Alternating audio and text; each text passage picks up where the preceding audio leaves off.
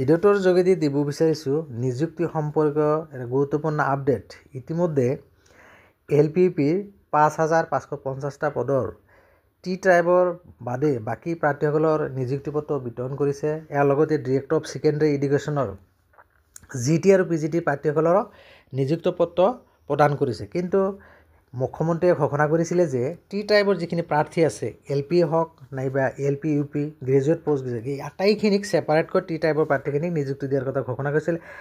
সেই অনুযায়ী ইতিমধ্যে GT আৰু PGTৰ প্ৰাৰ্থীসকলৰ লগতে DW অধীনৰ LPUP প্ৰাৰ্থীসকলৰ অহা 20 নৱেম্বৰ তাৰিখে নিযুক্তি পত্ৰ প্ৰদান কৰিব। ইতিমধ্যে অফিচিয়েল ৱেবছাইট লিষ্টসমূহ উপলব্ধ হৈছে।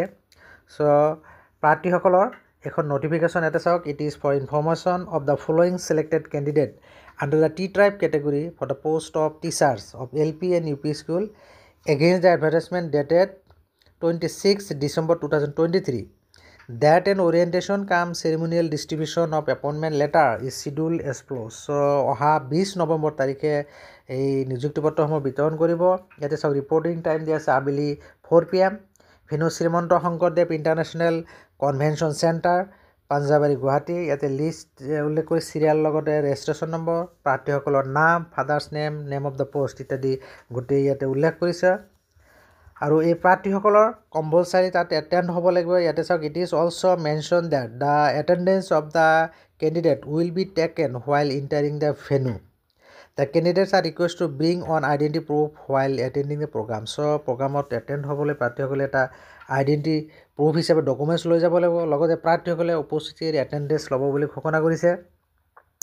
আৰু এইখন হৈছে ইতিমধ্যে আগতে প্ৰকাশ পাইছে এখন GT আৰু PGTৰ GT টাইপৰ প্ৰাৰ্থীসকলৰ এপইণ্টমেণ্ট লেটাৰ ডিষ্ট্ৰিবিউশ্যন নটিফিকেশ্যন। চ' এখনো একেলগে গোটেইকে টি টাইপৰ যিমান প্ৰাৰ্থী আছে গোটেইখিনি LP UP GT PGTৰ একেলগে ছেপাৰেটকৈ সিহঁতৰ নিযুক্তি দিয়াৰ কথা নিযুক্তি পত্ৰ বিতৰণ অনুষ্ঠান পতাৰ কথা কৈছিলে। সেইমতে নটিফিকেশ্যন প্ৰকাশ পাইছে। So' good wishes to all of you. Thank you. ভিডিঅ'টো ভাল লাগিলে লাইক আৰু শ্বেয়াৰ কৰিব। আৰু যিসকলে প্ৰথমবাৰৰ কাৰণে মোৰ এইটো চেনেল ভিডিঅ'খন চাইছে চেনেলত ছাবস্ক্ৰাইব কৰি নটিফিকেশ্যন বেলটো অল কৰি দিব। Thank U.